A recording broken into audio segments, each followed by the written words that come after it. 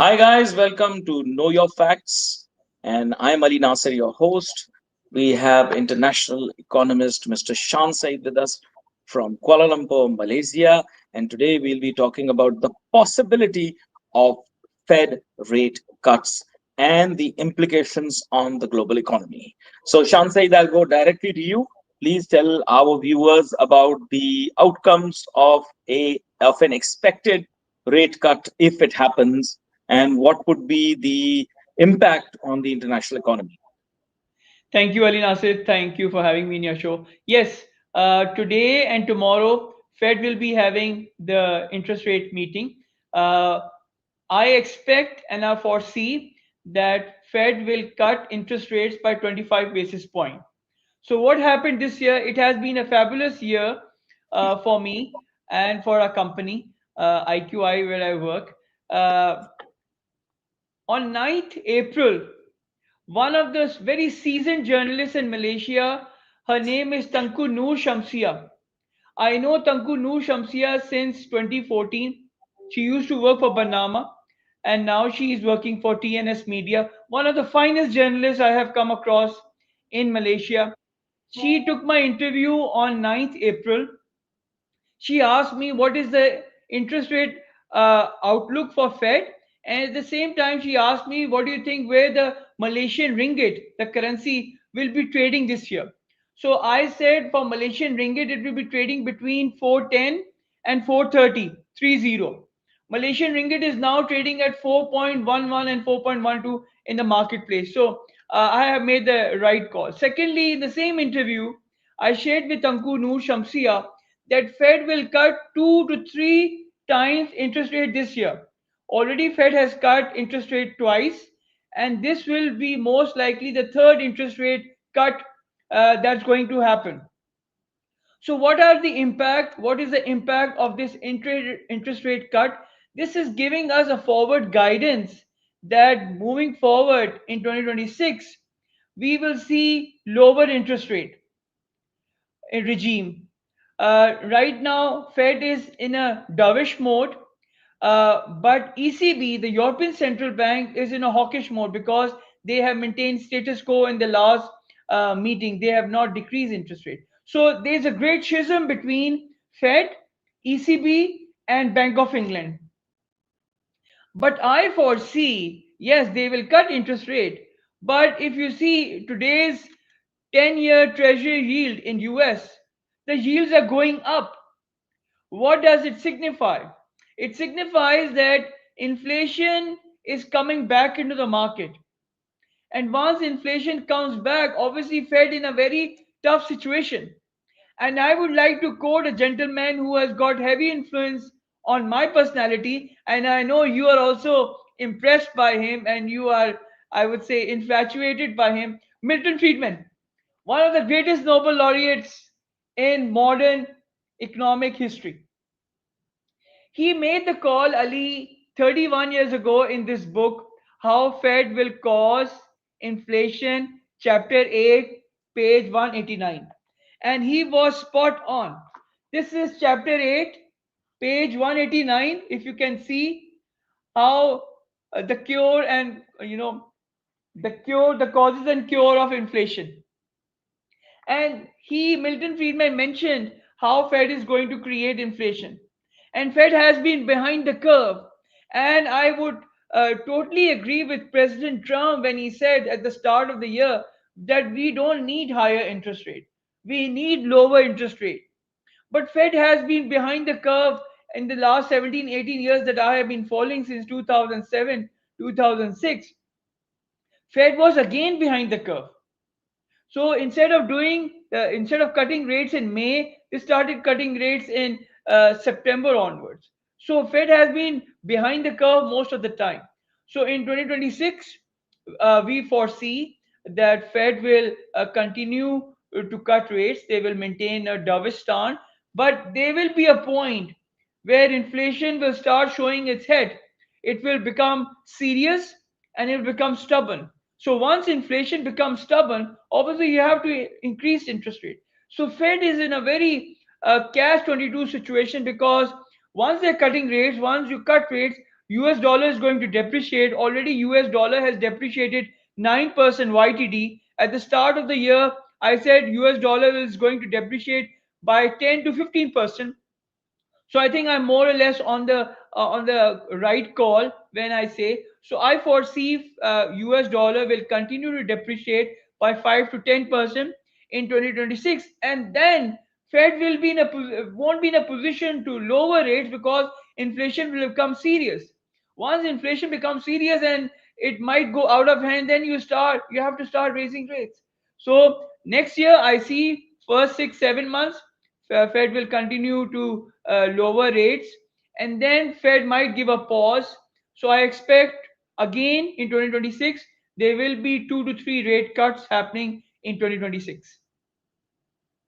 Now, whether people agree with your stance or not, because many economists may like to argue with the latter part of your review. However, the important thing is what are going to be the outcomes on number one, the equity markets or the capital markets throughout the world, and number two, on commodity rates, particularly our favorite topic, gold. Yes, Yes. I have been talking to many people. I think equity markets will go up. I am quite bullish on equity markets because once the Fed starts cutting rates, I think equity will get a big boost. I expect globally equities will go up easily by 10% in the first 6 months. H1, first from January to June, 10% very easily the equity markets will go up. When it comes to gold, I have already shared in Malaysian newspaper. I expect gold to be trading between 5,200 to $6,000 per ounce by year end. So I am still quite buoyant. I'm still quite bullish. I'm still quite optimistic about the outlook of gold, but I'm also bullish on oil. I'm a big fan of oil. Oil will come back. Yes, I have been off track when it comes to the oil market. At the start of the year, I said oil market will be trading between 77 and 83. Market is now trading at $63 per barrel. So I expect oil to be trading between 70 and $83 per barrel in 2026. So all the commodities, including gold and oil and silver as well. Silver, I'm expecting 75 to $125 per ounce. Silver is already trading at $58 per ounce. And this year, I said silver will be trading between 47 and 53. So it has already passed my forecast. So I foresee silver trading between 75 and $125 per ounce, gold 5,300 to $6,000 per ounce, oil I expect 70 to $83 per barrel. But this is irrespective of whether the interest rates are cut or not, right? No, You are foreseeing the other economic factors as well. You are compounding all of those economic factors into the argument. Am I correct? the premise is that US dollar will continue to depreciate. Fed will continue to cut interest rates. Advanced economies will stay weaker. So once advanced economy will stay weaker, normally those sophisticated and smart investors they take position in tangible assets. When I talk about tangible assets, real estate, gold, silver, agriculture, and luxury goods. What are going to be the global impacts of this action if it does take place? And like you said, if the policy is continued to slash or cut the interest rates over a period of time, what would be the global impacts, and particularly on the economy of Malaysia? In terms of, I already shared in Malaysian press, I expect Malaysian economy to be trading between 4.5 and 5.5. Ringgit to be trading between 3.90 and 4.25 against USD. So overall, ASEAN economies, I have come up with an acronym MITPV: Malaysia, Indonesia, Thailand, Philippines, and Vietnam. Vietnam is booming. Vietnam is on the upsurge. The trajectory is very strong. So these five economies, I have called them Fabulous Five. These Fabulous Five will drive the ASEAN growth story for the next 3 to 5 years very easily. In terms of US Fed slashing and cutting interest rates, equities will go up, real estate will go up, not only in US but other parts as well. Dubai real estate has become the new global currency. Dubai's market is booming, and I expect let's do a program next time on Dubai real estate, because Dubai real estate is now a very hot topic globally. Many investors from Europe, US, Pakistan, India, ASEAN region, everybody. And in Financial Times last week, they said most of the Chinese investors, they are taking position in Dubai real estate. So Dubai real estate has become the new global currency in terms of uh, gains, in terms of appreciation, in terms of safety. If you have invested 1 million dirham, Ali, in 2020 during COVID, 1 million dirham in Dubai real estate in 2020, by 2025 that property has become 2 million dirham. So almost 20% return per annum. I mean, where can you get this 20% return in real estate? So I think Dubai real estate, we will be doing this program next week. I think it's very important for viewers like Pakistani people who are looking at global scenario where they should be parking their funds. Dubai market is, where Pakistanis can easily fly in 2 hours time and they can take position. So I think next week, I think we should do a program on Dubai real estate market. I'll have to do a tremendous amount of research for that.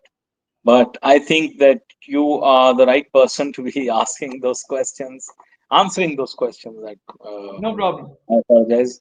So you're going to be the person I'm going to ask all those questions, and I'm sure you're going to come up with the answers for it. And Yes, sir. of course, the Dubai real estate market is a completely different, unique market, and I'll like to talk about it as well. And I would like to talk about other Asian real estate markets as well, because Certainly. I'd be very interested in finding out what other countries are doing. I'm really grateful to you, Shan. We've we've made this pact that we are going to make this really short and sweet. So we Yes. come, we talk about certain subjects, and then when we are done, we say thanks. Thanks, Shan Saeed. Thank you to Thank the you. viewers. Thanks for watching, guys. Thank you.